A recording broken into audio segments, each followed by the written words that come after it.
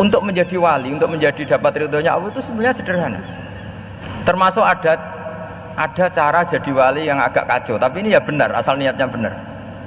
Itu Nabi Ayub, itu kan seorang nabi, pernah diuji Allah. Ini ada di Sahih Bukhari. Nanti kamu tanya hadisnya sahih enggak? Ini ada di Sahih Bukhari. Kadang orang kota itu aneh, enggak ahli hadis tapi tanya sahih enggak? Padahal andekan dibodoni sahih yang ngandel saja. Jadi kadang ya aneh. Oh enggak tahu kok tanya itu. Itu Nabi Ayub itu sudah kaya, pas itu sudah kaya, bukan cerita yang masih miskin, memang sudah kaya. Beliau di kamar dihinggapin satu belalang dari emas. Setelah belalang itu dikejar, ternyata yang jenis itu banyak, semuanya dari emas.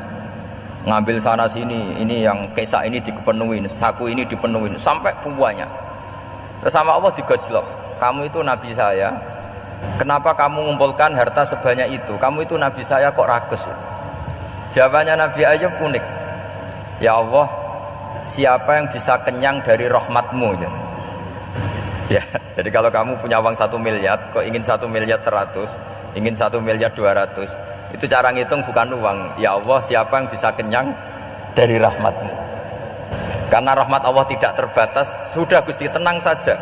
Meskipun saya gini, rahmat Anda tidak akan habis. Sehingga waroi ada ilmunya, tomak juga ada ilmunya, termasuk ragus itu juga ada ilmunya. Misalnya begini, ini contoh ragus yang ada ilmunya begini. Ini saya beri contoh.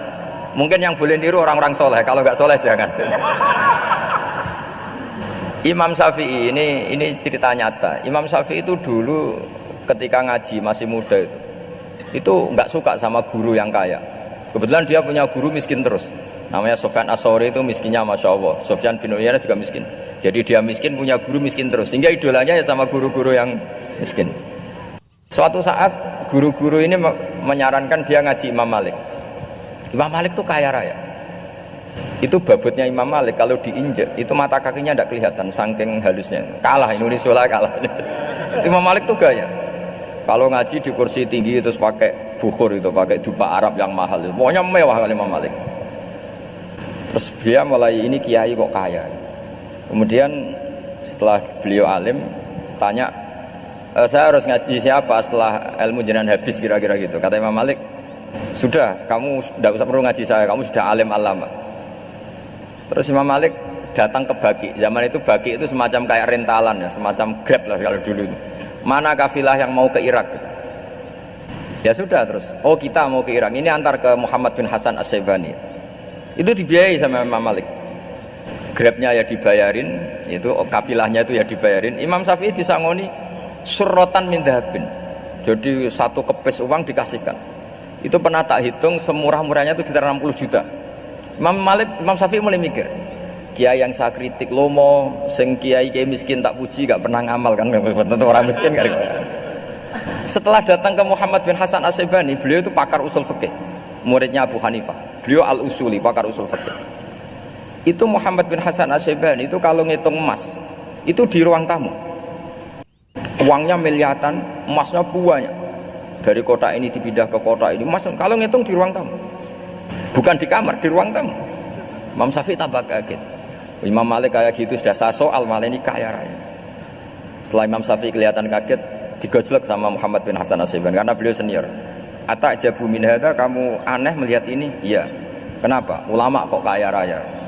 Terus kata Muhammad bin Hasan, ya sudah, uang ini tak kasihkan orang-orang fasik, binti gue demenan, gue nyabu, gue macam-macam. Oh jangan, nanti dipakai maksiat. Oh jenengan mawon sing suka. Semenjak itu Imam Syafi'i rubah mindset. Jadi kalau kampus ini ingin akreditasi A, ingin mulia, ingin apa, kamu ridho kalau yang punya prestasi seperti itu adalah orang-orang fasik? Ridho enggak? Enggak kan? Maka didoakan ini. Nah itu namanya berpikir secara usuli. Kamu jangan hanya nuruti karena berpikir waroi terus kamu benci kekayaan, benci pangkat, benci apa, enggak bisa seperti itu. Karena pangkat dan kekayaan ketika dikelola secara kesolehan maka akan menjadi energi positif yang luar biasa. Semenjak itu Muhammad bin Hasan As-Syaibani berhasil mendidik Imam Syafi'i. Sampai akhirnya keterusan Imam Syafi'i berpendapat kalau orang Islam bisa bikin rumah tingkat kok punya rumah reot, itu haram kata. Ini keterusan. Kalau bisa jadi bupati kok jadi ketua RT juga haram. Karena al-Islam ya'lu wala yu'la alaih. Islam itu luhur bukan bisa diluhurin. Sehingga rata-rata orang Syafi'iyah termasuk kiai-kiai Indonesia itu rata-rata ya agak-agak politikus. Ya agak-agak kedonyan, mungkin sebagian ya kedonyan tenan gitu loh. Karena nggak ridho gitu loh kalau kesempatan itu dikuasai orang fasik kemudian menjadi kekuatan maksiat. Coba kalau bupati itu orang yang fasik, kemudian programnya supaya rakyat seneng semalaman dangdutan yang purno misalnya, supaya rakyat seneng dibolehkan dugem, dibolehkan judi. Tapi kalau yang jabat orang soleh kan ada beberapa perda yang menolak penyakit apa? Masyarakat.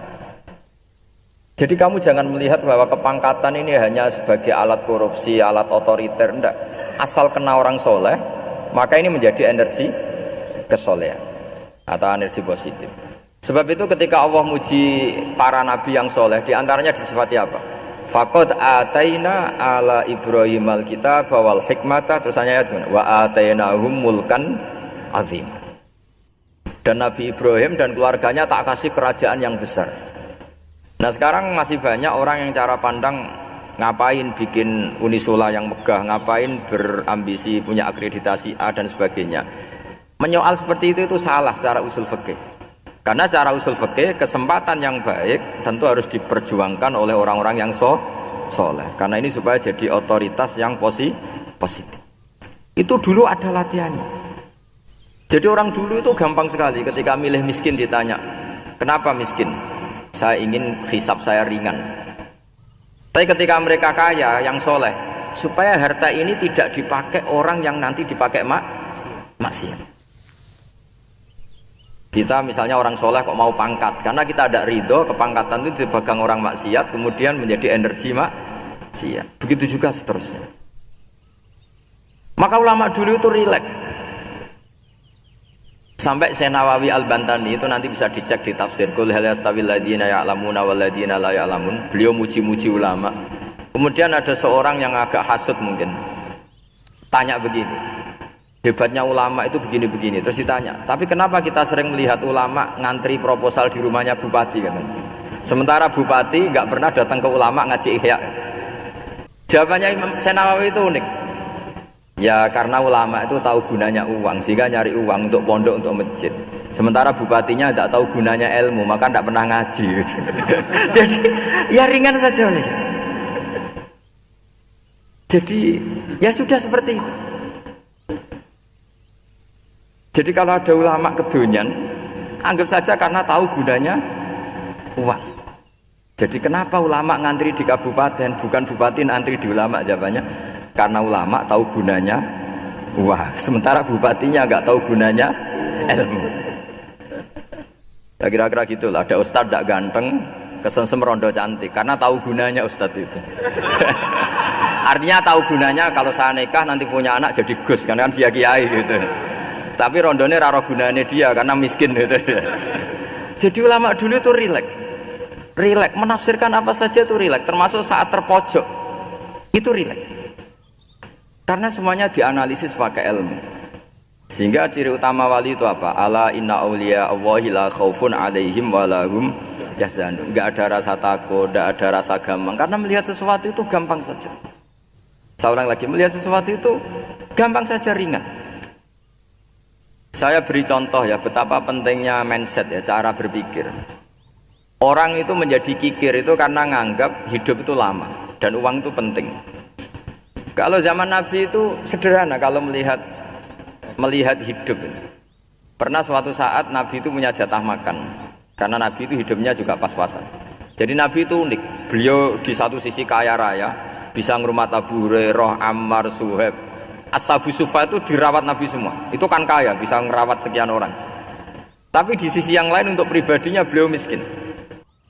Kadang nggak bisa makan hari itu. Tapi di saat yang sama bisa merawat Ahlus Suffah. Jadi keliru kalau orang hanya cerita Nabi itu miskin, untuk makan dirinya aja susah. Itu keliru. Kelirunya kalau tidak diteruskan, tapi Nabi mampu menghidupi Ahlus Suffah. Singkat cerita jatah makannya Nabi itu dikasihkan orang ketika Nabi ditanya, ya Aisyah, makanan jatah saya di mana? Oh ya Rasulullah, tadi ada orang minta tak kasihkan, maka makanan itu habis. Apa kata Nabi? Kamu salah Aisyah, yang kamu kasihkan itu justru yang masih. Ya, yang kamu kasihkan itu justru yang masih. Sehingga Nabi menganggap, makanya Nabi terus ngendikan, ya kalau mukhatabnya lelaki ya kira-kira begini, wahallaka min malika illa ma akalta fa'afnaita walabista fa'ablaita. Terus hanya watasaddaqta fa'abqaita, kata Nabi. Harta kamu ya kamu makan kemudian ke WC jadi kotoran, atau punya pakaian mewah nanti rusak. Watasaddaqta fa'abqaita, ada yang kamu sedekahkan yaitu yang abadi sampai akhir. Sehingga banyak pengusaha yang mencintai saya setelah tak ajari hadis itu, misalnya punya uang 1 miliar karena dia spekulan atau pedagang rawan bangkrut, disedekahkan ke masjid 50 juta, yaitu yang abadi. Jadi kalau suatu saat bangkrut, dia masih punya uang 50 juta di akhirat. Jadi Nabi itu mengajari sedekah itu apa? Ya sedekah itu pengabadian uang. Kalau kita kan enggak, bilang sedekah itu nguras uang. Itu pikirannya setan dan pikirannya orang Islam. Itu cara berpikir setan, bukan cara berpikir umat apa? Sehingga Sayyid Ali Zainal Abidin itu kalau ada orang minta kemudian beliau ngasih, itu beliau bilang gini, marhaban biman hamala zadi ilal akhirah. Matur nuwun nggih jenengan sing beto sangu kula nate. Jadi dianggap teller saja. Orang yang minta uang beliau itu dianggap tukang nyatet bank ini. Karena sudah ditabungkan, ya sudah. Kalau kita kan enggak, wah pengemis tuh ganggu gini-gini. Kecuali pengemis profesi ya mungkin kita agak-agak enak. Pada zaman akhir itu ada pengemis apa? Profesi, jadi repot teman. Terus tak beri contoh lagi kebahagiaan ketika kita milih Islam moderat. Islam kita diajarkan guru-guru kita, utamanya oleh guru kita Mbah Maimun. Saya juga sering ketemu beberapa ulama dunia termasuk Habib Umar. Saya juga ikut sowan ke sini pas beliau sama Habib ini Hasan Toha Putra di sini sama orang-orang moderat. Itu cara berpikir juga luar biasa indah. Beliau pernah cerita ya, beberapa ulama lah, banyak yang cerita itu. Saya pernah diceritani seorang alim ketika ada orang ekstremis itu mau ngebom di tempat maksiat. Kebetulan yang maksiat itu kebanyakan ya orang Islam. Karena di negara yang mayoritas Islam. Ditanya sama Syekh Sa'rawi itu. Syekh Sa'rawi itu mufassir top di mana? Mesir. Ini mau tak habisin karena mereka orang Islam kok maksiat terus.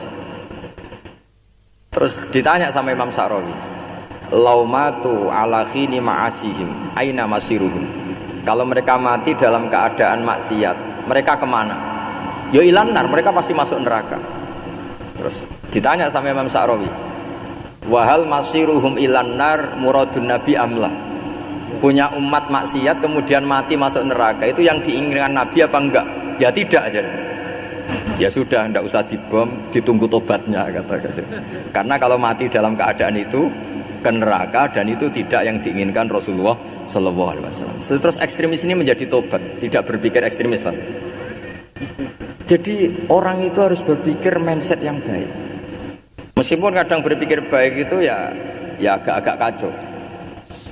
Ada seorang wali majdub itu kalau berdoa agak kacau, tapi nggak bisa dibantah. Masyhur itu doa itu.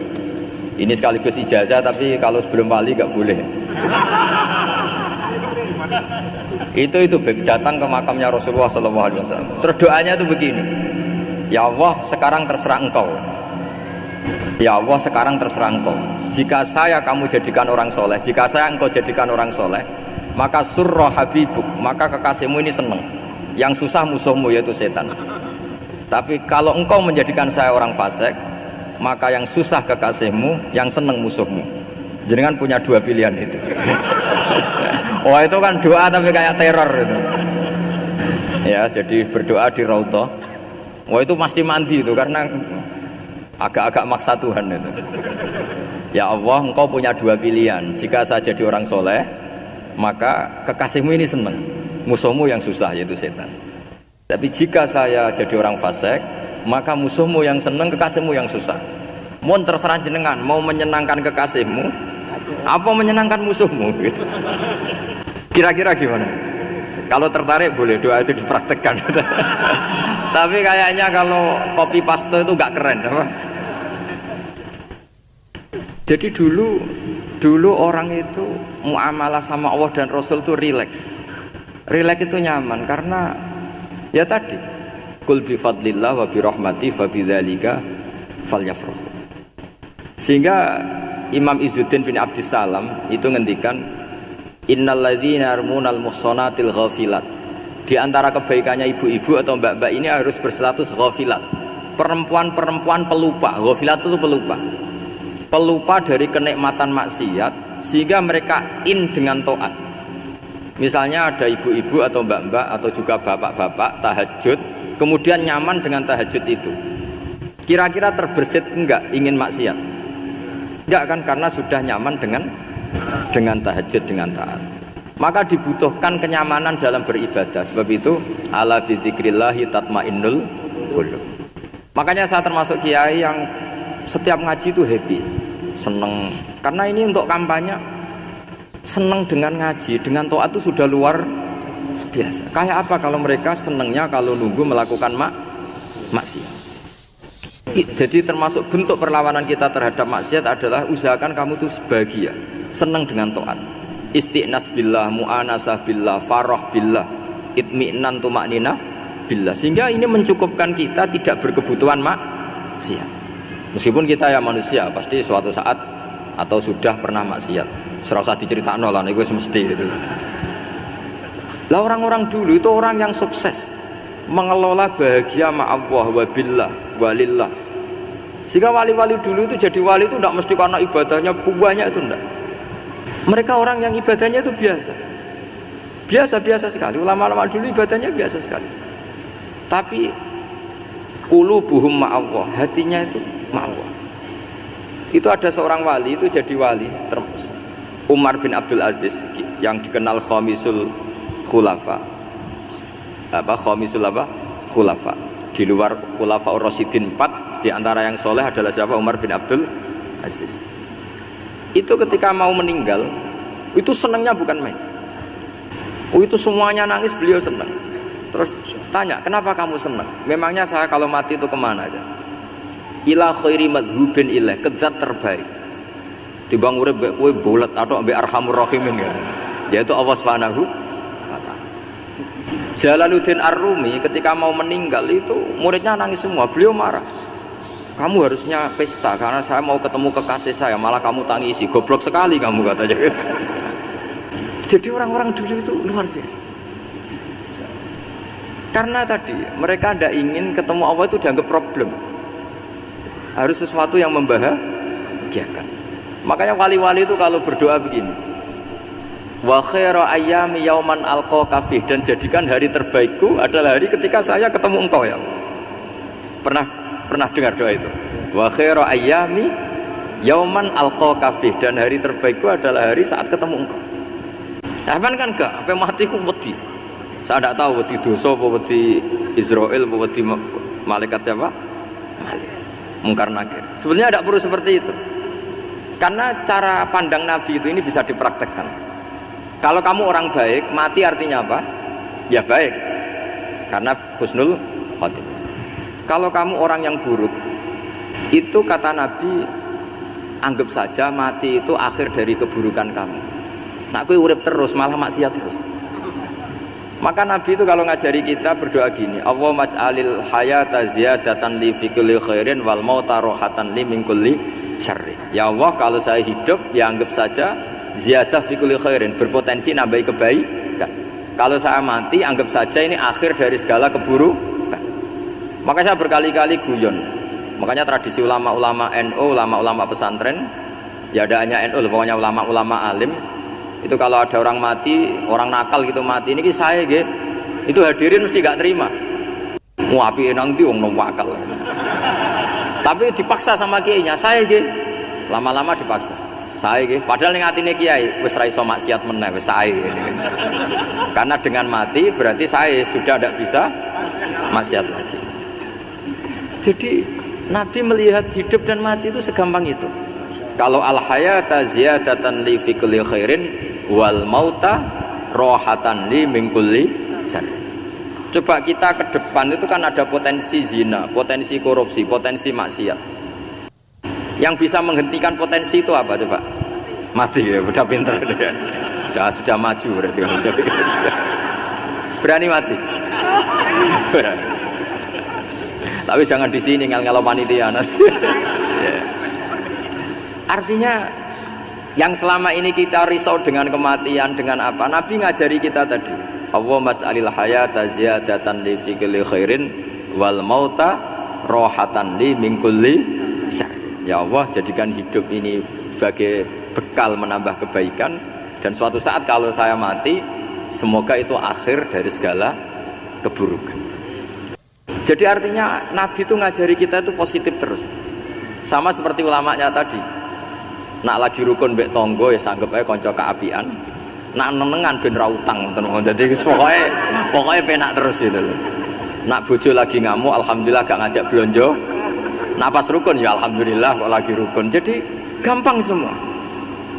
Makanya ada seorang alim itu ngendikan begini, ada yang tanya, saya tuh dulu ketika kaya teman saya sering main ke saya, setelah saya miskin gak ada teman-teman yang ke saya. Dikira si Habib ini kebetulan orangnya Habib itu mendukung keluhan dia, ternyata enggak. Si orang alim itu bilang gini, malah bagus toh gitu. Kowe wis melarat buruhe wong, ya sudah kamu miskin buruhnya orang lain, misalnya tukang manol di pasar atau tukang becak. Kemudian teman-teman kamu datang, malah kamu malu tuh jadi tontonan. Bagus kalau mereka lupa, pas kamu miskin tidak ada yang lihat kata. Jadi apa ya, dianggap enteng saja gitu. Akhirnya orang ini nggak jadi ngeluh. Selama ini kan kita ngeluh ya, ketika miskin teman-teman nggak datang.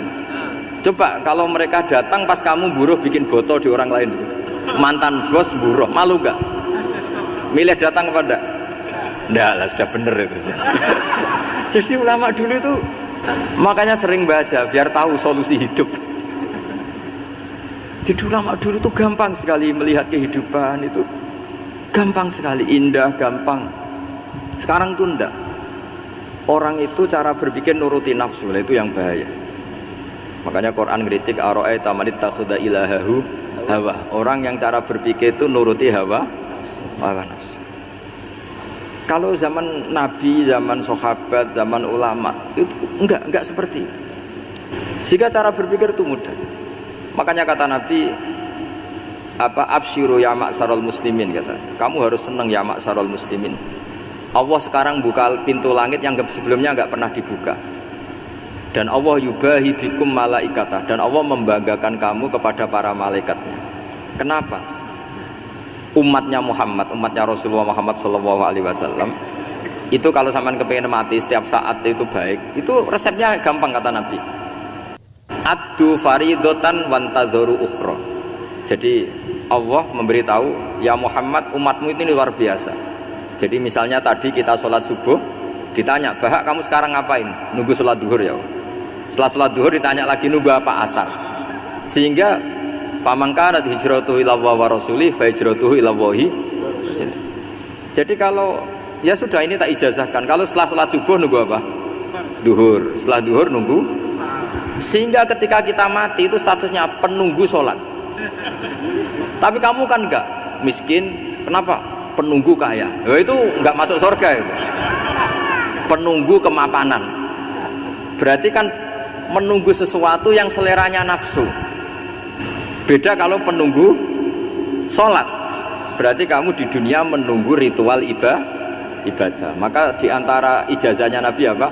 Addu faridotan wantadzoru ukhra, melakukan satu fardu, kemudian kita menunggu tugas berikutnya. Jadi niati saja setelah subuh nunggu apa? Duhur. Setelah duhur, meskipun kita di perapatan, apa? Nunggu asar. Tapi ya asar betul, jangan nunggu tok pas asar ndak. Jadi sebetulnya umat ini gampang sekali. Jadi diantara kebanggaan Allah, yubahi itu Allah bangga dengan malaikatnya adalah umat ini adalah addu faridotan wantadzoru ukhra, melakukan satu fardu kemudian menunggu fardu yang lain.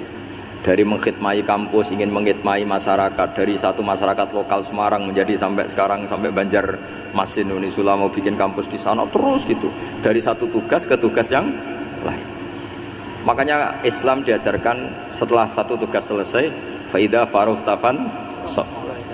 Jadi sehingga hidup kita itu dinamis, dari satu kebaikan menunggu kebaikan lain, dari satu kebaikan menunggu, sehingga hidup kita ngapain? Nunggu satu kebaikan. Ini sudah masuk faman kanat hijratuhu ilallahi wa rasulih fa hijratuhu ilallahi wa rasulih. Sehingga orang bayangkan kalau kita direkam Allah, Gusti kula ampun mati nak dereng sugih. Wis melarat puluhan tahun, sakit, nunggu sesuatu sing sifatnya nafsu, kepengin sugih. Sugih tok aja cukup. Tahu buruhno wong sing tahu ngenyek ndekne lho, itu kan urung-urung wis dendam. Saya belum mau mati sebelum kaya dan buruhkan orang yang pernah melecehkan saya. Wis ngono akhirnya mati urung sugih. Berarti wis fakir matine hasud. Semua itu ngenes dunia akhirat kan kira-kira seperti itu. Kamu santai aja kalau fakir berarti meringankan hisab karena ada banyak harta. Yang mau dihisab papanya enggak punya apa-apa. Jadi saya mohon sekali ya, Islam itu mengawal kebahagiaan. Sebab itu sampai bahagia itu menjadi perintah Islam, kul bi fadlillah wa bi rahmati fa bidzalika falyafrahu. Karena dengan bahagia bitaat diharapkan orang Islam itu tidak bahagia atau cari kesenangan lewat jalur maksiat. Sehingga ciri utama wali apa? Ala inna auliya Allahi la khaufun alaihim wa lahum yahzanun. Sehingga ulama dulu itu rileks-rileksnya, termasuk yang saya ceritakan tadi, Imam Ahmad, Imam Syafi'i, itu melihat apa saja rileks. Ya tadi kalau disenangi orang ya barokah, punya kawan kebaikan, nak dineng ya barokah dineng di gedingi tonggo rada utang, ngeranjuk tulung itu. Jadi rileks saja. Masyhur itu Imam Syafi'i ngendikan, waman asaa ilaika faqat atlakoka. Orang yang berbuat buruk sama kamu, hakikatnya adalah membebaskan kamu. Atlaqo itu apa? Membebaskan. Enak gak jadi hidup gitu? Kalau kamu kan enggak, kok gedeng aku salahku apa? Malah kamu ujub tuh, orang kok gak tahu salahnya. Kamu jadi suami, istrinya ngomel, kurang apa saya sebagai suami? Ya kurang banyak, enggak ganteng, enggak kaya, enggak ini. Malah kalau diterangkan malah parah toh. Ya sudah rileks saja, kalau dia ngomel ya tadi alhamdulillah dapat pahala tanpa apa? Biaya. Terus ngomel kan butuh energi, paling yang tidak kuat 3 jam. Nanti juga berhenti apa? Sendiri. Terus ambil nilai positifnya, misalnya ngomel sama suaminya, bagus lah. Kalau ngomel sama tetangga malah kayak apa gitu aja udah. Jadi ulama dulu itu gampang sekali melihat hidup. Rasulullah ya gitu, melihat hidup tuh gampang saja. Ketika tanya, ya Aisyah apa ada sarapan? Tidak ada ya Rasulullah, ya sudah saya tak puasa. Jadi enteng saja. Kadang-kadang beliau ingin puasa, ya puasa sunat, ada sarapan nggak jadi puasa. Rileks. Nabi itu rileks. Kalau ngajari kebaikan juga rileks. Nah sekarang itu banyak orang yang karena mungkin kurang baca, Islam tuh kayak menjadi aturan yang bengis, yang repot, yang mengekang. Itu tidak seperti itu. Yuridu wa bikumul yusra wala yuridu bikumul usra. Allah menghendaki agama ini mudah. Sehingga ada sahabat di Imami Mu'ad itu baca Baqarah. Sahabat ini pekerja petani, mufarokoh ditinggal. Ketika Mu'ad lapor, ya Rasulullah ini ada orang munafik, tengah-tengah sholat mufarokoh saya ditinggal. Yang disalahin itu tidak yang ninggal tapi Mu'ad.